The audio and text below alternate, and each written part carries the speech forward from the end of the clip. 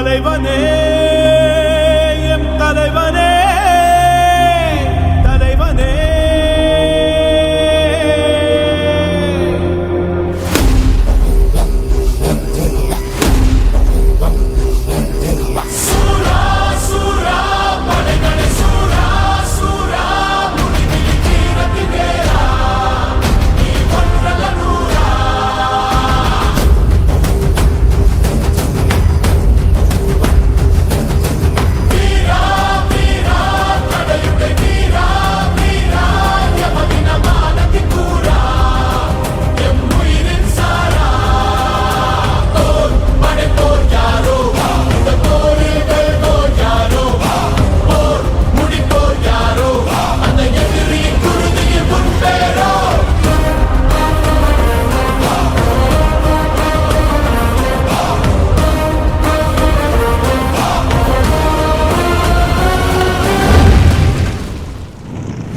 ராமநாதத்தில் நான் ஒரு பெரிய நிறுவனம் வச்சு நடத்துகிறேன்.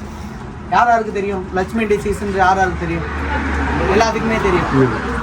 இன்னைக்கு ஒரு 100 பேத்துக்கு என்னால் வேலை வாய்ப்பு கொடுக்க முடியுது. அந்த வேலை வாய்ப்பு கொடுத்துருந்தாலும் கூட இங்கே எனக்கு தேவையான கட்டமைப்பு இல்லை. எல்லாமே நான் வேற ஒரு மாநிலத்தை நம்பி தான் நான் ரன் பண்ணிக்கிறேன். இங்கே பார்த்தீங்கன்னா அந்த அளவுக்கு இன்னும் டெக்னாலஜி வரல. இதே மற்ற மாநிலத்தில் பார்த்தீங்கன்னா விவசாயத்துக்கு கிசான் திட்டத்தில் 2000 வழங்குறாங்க. இங்கே யாரும் எத்தனை பேர் வாங்குறோம் யாருக்குமே தெரியல. மத்திய அரசாங்கம் மோடி அரசாங்கம் வந்து பார்த்தீங்கன்னா அவ்வளோ நலத்திட்டங்கள் வழங்குது. ஒரு நாளைக்கு 40 கிலோமீட்டருக்கு ஹைவேஸ் போடுறாங்க, 40 கிலோமீட்டருக்கு 50 கிலோமீட்டருக்கு ரயில்வே துறையில் வேலை பார்க்குறாங்க, ட்ராக் போடுறாங்க. இப்படி நிறைய நலத்திட்டங்கள் நடக்குது. இங்கே என்ன ஏன் இல்லைன்னா இன்னைக்கு நம்ம எல்லாம் சேர்ந்து தான் இனிமேல் தாமரை மோடி கட்சி இனிமேல் நம்ம தான் மோடி கட்சியெல்லாம் சேர்ந்து நம்ம தான் அந்த நலத்திட்டங்களை சொல்லணும், கொண்டு வர்றதுல நாங்கள் இப்போ முன்னிறுத்தி எல்லாத்தையுமே நாங்கள் எடுத்து இப்போ நாங்கள் நடத்திக்கிருக்கோம். எனக்கு தெரிஞ்சா தானே இப்போ நான் வந்து ஒரு நம்ம ஊருக்கே வந்து பூர்ணாமலை வருது, பூர்ணாமலையில் யார் நினைக்கிறீங்க? பூர்ணாமலைக்கு தேவையான காசுல யார் தராங்கன்னு நினைக்கிறீங்க? மத்திய அரசாங்கம் மோடி தான் தராங்க. ஆனால் இங்கே சின்ன ஸ்டிக்கரை ஒட்டிட்டு இங்குள்ள மாநில அரசு அந்த மாதிரி நாங்கள் தான் பண்ணுன்றாங்க. பூர்ணாமலை திட்டம், வீட்டுக்கு அரிசி திட்டம், அரிசி கொடுக்கறது மத்திய மாநிலம் தான். நல்ல தண்ணி குடி தண்ணி வீட்டுக்கு குடி தண்ணி கொடுத்தது மோடி அரசு தான். வீடு கட்டி கொடுக்கறதுலயும் நம்ம மோடி அரசு தான், பிஜேபி அரசு தான், பாரதிய ஜனதா கட்சி தான். இப்படி எல்லா நலத்திட்டங்களும் மத்திய மாநிலத்திலிருந்தே நம்மளுக்கு வருது. ஆனா இங்க வந்து அப்படி கிடையாது. நம்மளுக்கு தெரியாதனால நம்மளை ஏமாத்தி கடைசியில ஒரு 500-1000 ஓட்டு காசை கொடுத்து நம்மளை ஓட்டை வாங்கிடுறாங்க. நீங்க யாருக்கு வேணாலும் போடுங்க, தப்பு இல்லை. ஒரு நல்ல மனிதன் அடுத்த தலைமுறைக்கு என்ன தேவைகள் இருக்குன்ற பார்த்து நம்ம அடுத்து ஓட்டு போடணும். காசை வாங்கலாம், என்னமும் செய்யலாம். ஆனா நம்ம பிள்ளைகளை நம்ம இப்ப நான் ஏன் அரசியலுக்கு வரணும்?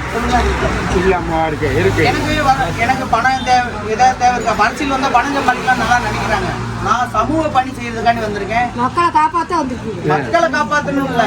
நாளைக்கு மக்களா என் பிள்ளையும் தானே வாழ போகுது, என்னோட பிள்ளையும் தானே இந்த ஊர்ல இருக்க போகுது. வறுமையும் கஷ்டத்துல இருந்தோம்னா என் பிள்ளையும் அதே மாதிரி தானே.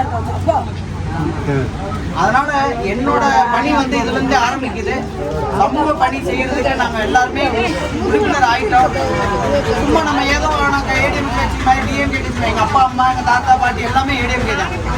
முஸ்லிம் டீ பொறுத்த வரைக்கும் ஏடிஎம்கே தான், அம்மா கட்சி தான். கட்டளை இன்னைக்கு அம்மா இல்லாதனால நம்மளுக்கு எந்த ஒரு இதுவுமே இல்லை, எந்த ஒரு பவர் இல்லை. எத்தனை மாற்று கட்சிகள் இருக்கலாம், ஆனா இந்த பிஜேபி அரசு மாதிரி இருக்காது. ஏன் சொல்ல வேணா, நான் மற்ற மாநிலத்துக்குலாம் போயிருக்கேன். கர்நாடகா, மகாராஷ்டிரா, ஊபி நம்மளை காட்டிலும் பின்னாடி 20 வருஷத்துக்கு பின்னாடி இருந்தாங்க. இன்னைக்கு பார்த்தா நம்மளுக்கு ஈக்குவல் வராங்க. ஒரு விவசாயம் பண்ணணுமா, அங்கே ஒரு நெல் வாங்குறதுலேருந்து உழவுறதுலேருந்து எல்லாமே மானியம் கொடுக்குறாங்க. இங்கே அப்படி கிடையாது. ஒரு தொழில் பண்ணுறோமா, குடிசை தொழில் பண்ணுறியா, அவனுக்கு 35% ஒரு லட்ச ரூபாங்கன்னா 35,000 ரூபா தள்ளுபடி, 65,000 ரூபா தான், வெறும் 50 பைசா வட்டி தான் கட்டுறாங்க. இப்படி எல்லா நலத்திட்டங்களும் அந்த மற்ற மாநிலத்தையும் வாங்குறாங்க, நம்ம மாநிலத்திலையும் வாங்கணும். அதுக்கு நம்ம இங்கே ஒரு மக்கள் பிரதிநிதி ஆகணும். இதோட நிற்க போகிறதில்ல, தமிழ்நாடு பூரா போகணும். முக்கியமாக மாநில தலைவர் அண்ணாமலை அவர்கள் அவரோட அர்ப்பணிப்பு வந்து பார்க்கல. எனக்குலாம் வந்து டெய்லி தூக்கம் வராது. காலையில் ஒரு மணி நேரத்துக்கு ஒரு பிரச்சாரம், ஒரு தீர்வு. அதான் அரசியலில் வந்து தீர்வு வேணும். எனக்கு ஒரு கஸ்டமர் வந்து நிற்கிறீங்க, அந்த கஷ்டத்துக்கு என்ன தீர்வு இருக்குது, அவங்களுக்கு என்ன தேவைகள் இருக்குது, அது பூரா அண்ணாமலை அண்ணன் கிட்ட இருக்குது. ஐபிஎஸ் வேலையை விட்டுட்டு ராஜினாமா பண்ணிட்டு ஒரு பெரிய அதிகாரி போலீஸில் என்னமா உங்களுக்குலாம் தெரியும், போலீஸ் வேலை கிடைக்கிறது அவ்வளோ பெருசு. நம்ம பிள்ளைகளாம் டெய்லியும் காலையில் எழுந்திரிச்சு 4 மணிக்கு எழுந்திரிச்சு போடுறது என்ன எம்பிட்டு வேலை பார்க்குறாங்க. அந்த வேலையை வேணான்னு சொல்லிட்டு மக்கள் பணி செய்ய வந்திருக்காரு. அப்போ நான் அவரோட கம்பேர் பண்ணும்போது தூசி தான் நான் அவரோட பணிபோது. நான் காலையிலேருந்து ஒரு 8 மணி நேரம் என் வேலையை பார்க்குறேன், 2 மணி நேரம் அரசியல் வேலையை பார்க்குறேன். ஆனால் அவர் முழு டைம் அந்த வேலையை பார்க்கும்போது எனக்குலாம் ஒரு புல்லரிக்கும். ஒரு உதாரணத்துக்கு சொல்லணும்னா, நான் இந்த அளவுக்கு ஆர்வத்தை எடுத்து வாங்கணும்னா அண்ணாமலை அண்ணனால தான். இன்னைக்கு எல்லா இளைஞர்கள் வாரது என்ன காரணம்னா அண்ணாமலை அண்ணன். அம்மா எப்படியோ அதை காட்டிலையும் ஒரு 100 மடங்கு வெயிட்ல இருக்காரு அண்ணாமலை அண்ணன். அண்ணாமலை அண்ணன் உங்களுக்கு யாருன்னு தெரியுமா? மோடி கட்சியினுடைய தமிழ்நாடு மாநில தலைவர்.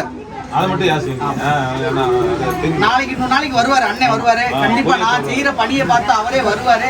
அன்னைக்கு எல்லாருமே நம்ம சிறப்பா பண்ணுவோம். அண்ணாமலைன்றது நம்ம மாநில தலைவர். நம்மளுக்கெல்லாம் தமிழ்நாட்டுக்கு பாத்தீங்கன்னா மாநில தலைவர், பிஜேபி பாரதிய ஜனதா கட்சியில மாநில தலைவர். சரிங்களா? அதே அண்ணாமலை தான். எல்லா வீட்டுக்குமே காலாண்டு வர அண்ணாமலை இவர்தே அண்ணாமலை மாநில தலைவர். ஓகேங்களா? மோடி கட்சி சார்பாக நம்ம தமிழ்நாடு மாநில தலைவர் ஒரு மோடி உங்களுக்கு எல்லாம் தெரியும். இப்போ ஒரு பிரகாஷ் நம்ம பஞ்சாயத்துக்கு நம்ம மாவட்ட தலைவர் பாஜக மாவட்ட தலைவர். முக்கியமா வந்து இந்த பிஜேபின்றது எதுக்குன்னா நம்ம இந்துக்களுக்காண்டி தான் அடிப்படையிலே உருவாக்கி இருக்கு. நம்ம இந்தியாவில் இருக்கிற இந்துக்களுக்கும் சரி, கிறிஸ்டினுக்கும் சரி, முஸ்லீமுக்கும் சரி, அவங்க மதத்துக்கு எப்படி ஒரு இது இருக்கோ அது மாதிரி நம்ம பிஜேபியில் பார்த்தீங்கன்னா எல்லா மதத்தையும் வர வைக்கிறோம்.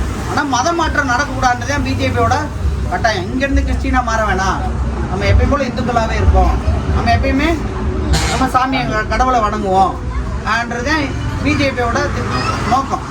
சரிங்களா? இந்துக்களில் வந்து ஏன் நான் இது பண்ணுறேன்னா, மற்ற மாநிலத்தில் நம்ம மதுரைக்குள்ள மட்டும்தான் இப்படி இல்லை.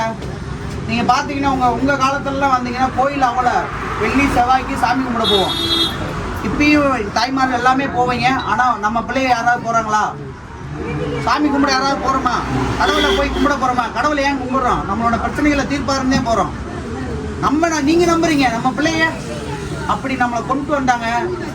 என்ன எப்படி கொண்டு வராங்கன்னா, வெள்ளி செவ்வாய்க்கு நம்ம சாமி கும்பிட்றது இல்லை. வருஷத்துக்கு ஒருத்தவர் தான் சாமி கடவுளை கும்பிட்றோம், திருவிழா மாதிரி நடத்துகிறோம். அன்னைக்கு நல்லா தேவையில்லாத போதை பழக்கத்தில் அடிமையாகி இன்னும் இளைஞர்கள்லாம் பார்த்தீங்கன்னா குடிச்சிட்டு அங்கிட்ட வண்டியை திருவிடுது. அன்னைக்கு சாமி கும்பிட்றது இல்லை. அப்போ என்னைக்கு தான் கடவுளை கும்பிட்டு என்னைக்கு தான் அந்த கடவுளை கும்பிட்றது நல்ல எண்ணங்களை கொண்டு வர்றது தான், நல்ல எண்ணத்தை நல்ல சிந்தனைகளை கொண்டு வர்றது தான் கடவுளை கும்பிடுறது. அந்த கருவறையில் போகும்போது நம்மளை அறியாமலே நம்மளுக்கு ஒரு கெட்ட வழியில் போகிறப்ப நம்ம ஒரு தப்பு பண்ண விடாது. நம்ம குலசாமி விடுமா? நம்ம ஒரு கல் எடுத்து வச்சு கூட நம்ம குலசாமின்னுவோம். உண்மைதானே? ஆனா இங்க இருக்கிற அரசியல் அமைப்புலாம் பூரா இன்னைக்கு எந்த கோயிலும் கட்ட முடியல. நான் கோயில் கட்டணும்னு நினைக்கிறேமா? கட்ட முடியல. நான் ஒரு பெரிய லெவல்ல எடுத்து கோயில் நடத்தணும்னா அப்ரூவ்டு வாங்கலேருந்து எல்லாமே நம்ம சாமி கும்பிட வர மாட்டாங்க. முன்ன மாதிரிலாம் ஃப்ரீடமாக நம்மளால சாமி கும்பிட முடியல. இன்னைக்கு கலெக்டர் ஆஃபீஸ் போக வேண்டியது இருக்குது, கோர்ட்டில் போய் அப்ளிகேஷன் போட வேண்டியது இருக்குது. இதெல்லாம் வந்து ஏன்னா பிஜேபி அரசு வந்துச்சுன்னு வைங்க, அந்த காலத்துலேயே கோயிலெலாம் கட்டினாங்க. ஆனால் பிஜேபி அரசு வந்துச்சுன்னா நம்மளோட ஏதாவது கோயில் கட்டினா நம்ம குலசாமி கட்டணும்னால கவர்மெண்ட்டே நம்மளுக்கு கட்டி கொடுக்கும். நம்மளோட கடவுள் நம்மளை நல்லா பார்த்துக்குறோம்ல. நம்மள்கிட்ட எல்லாத்துக்குமே முதலீடு இருக்காக்கா? நமக்கு ஆசை போய் நம்ம ஏற்கனவே டெய்லி ரத்தம் சிந்தி விவசாயம் பண்ணி நம்ம சம்பாதிக்கிறோம். நம்ம கோயில் கட்டலாம், வீட்டுக்கு 500 கொடுக்கலாம், 1000 கொடுக்கலாம். கோடிக்கணக்காக போகையில கவர்மெண்ட் தான் கொடுக்கணும். இன்னைக்கு அறநிலையத்துறை வந்து நம்மளை எல்லாத்தையுமே கண்ட்ரோலுக்குள்ள வச்சுக்கிட்டு கோயில்களை கட்ட விடாமலையும் இந்த மாதிரி இருக்கு. அடுத்து பார்த்தீங்கன்னா நம்ம வேலை வாய்ப்புன்னு பார்த்தீங்கன்னா உசிலம்பட்டியில் மதுரைக்குள்ளன்னு பார்த்தீங்கன்னா எந்த ஒரு நிறுவனம் கிடையாது. பூரா என் மகன் பெங்களூரில் படிக்கிறான்ப்பா, என் மகன் கோயம்புத்தூரில் படிக்கிறான்ப்பா, என் மகன் சென்னையில் படிக்கிறான்ப்பா, ஏன் மதுரைன்னு படிக்க வேணாமா? எத்தனை நாளைக்கு நம்ம பிள்ளைய பூரா வெளியே அனுப்புறது?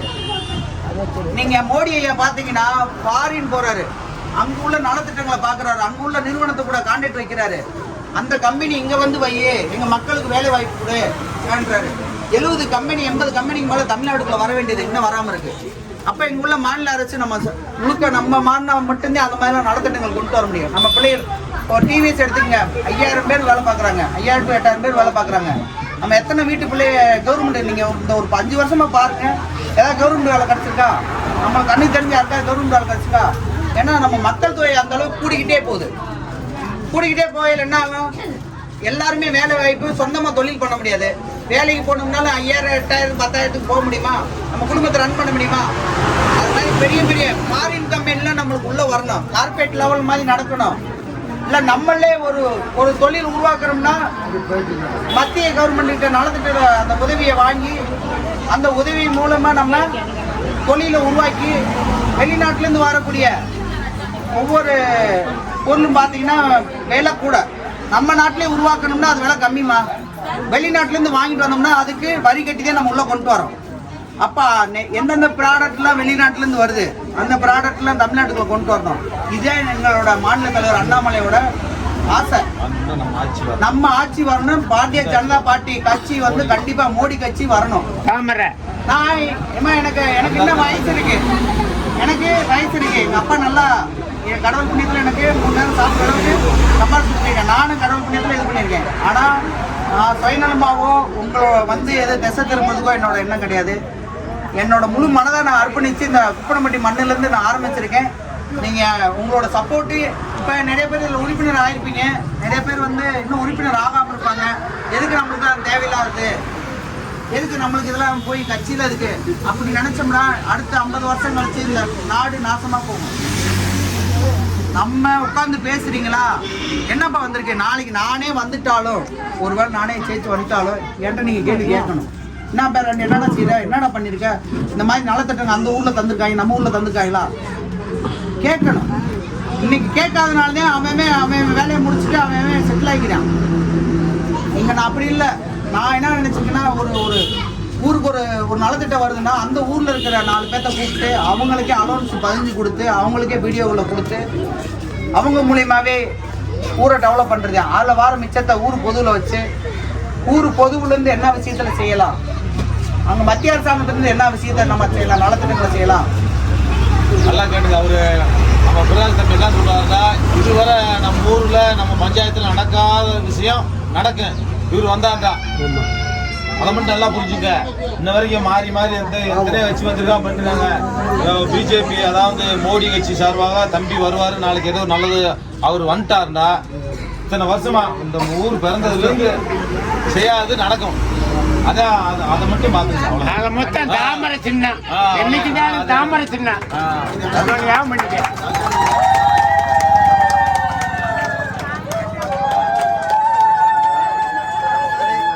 கடவுள் வந்து அன்னைக்கு நிலைமைக்கு நிறைய நாள் ஆனால் நான் என் பணி செஞ்சுக்கிட்டே இருப்பேன். அது நான் அரசியலுக்காண்டி மக்கள் பிரதியா இருக்கிற ஒரு இடத்துல போல்டா போய் என்னால் பேச முடியும். ஒரு மீடியா ஹவுஸில் போய் பேச முடியும், ஒரு தாசில்தார் ஆஃபீஸில் பேச முடியும், என் ஊருக்கு இதை கொண்டு வாடான்னு போய் பேச முடியும். இன்னும் கட்சி என்ன ஜெயிக்காத போது என்னால் எந்த ஒரு உதவியும் பண்ணலாம். ஒத்துழைப்பு நீங்க அன்னைக்கு வாரணியும் பண்ணுவோம். அப்ப என்னை மாதிரி இளைஞர்கள் ஏன் இந்த வாய்ப்பு இருக்குன்னா இருக்கிற எல்லாமே பாத்தீங்கன்னா 60 வயசு 70 வயசு ஆளுங்களே அந்த அரசியல் அமைப்புல இருக்காங்க. அவங்ககிட்ட ஒரு அனுபவம் இருக்கும் இல்லைன்னு இல்லை. ஆனா எங்களுக்கு இளைய தலைமுறைக்கு வேகமா போய்க்கிருக்கோம். இன்னைக்கு எல்லாமே கைக்குள்ள வச்சிருக்கோம், போன்குள்ள வச்சிருக்கோம், உடனே என்ன வேணாலும் தெரிஞ்சுக்கிறோம். ஆனா அந்த மாதிரி போனது எங்களால இந்த வாழ்க்கையில ஜெயிக்க முடியும், இந்த உலகத்துல ஜெயிக்க முடியும், இந்த நம்ம இந்திய நாட்டுல ஜெயிக்க முடியும், இந்த பாரத தாயை நம்ம காப்பாற்ற முடியும். அதனால நீங்க வந்து என்ன பண்ணுங்க, என்னால முடிஞ்ச சப்போர்ட் நான் உங்களுக்கு உங்களோட இருப்பேன், உங்களுக்காண்டி உழைப்பேன். அதுல நான் உறுதியா இருக்கேன். இனி வந்து எல்லா அரசியலும் மாதிரி மட்டும் பாத்துறாதீங்க, பாருங்க.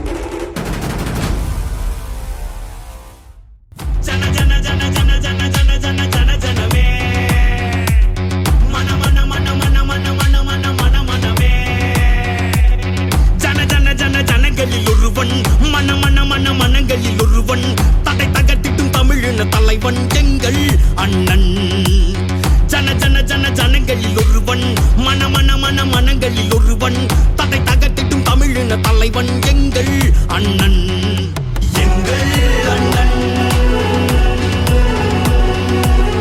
ஏழைகளின் காவலன் எங்கள் அண்ணன் இளைஞர்களின் நாயகன் ஜனங்களில் ஒருவன் மனங்களில் ஒருவன் தடை தகத்திட்டும் தமிழின தலைவன் எங்கள் அண்ணன் ஜனங்களில் ஒருவன் மனங்களில் ஒருவன் தடை தகத்திட்டும் தமிழின தலைவன் எங்கள் அண்ணன்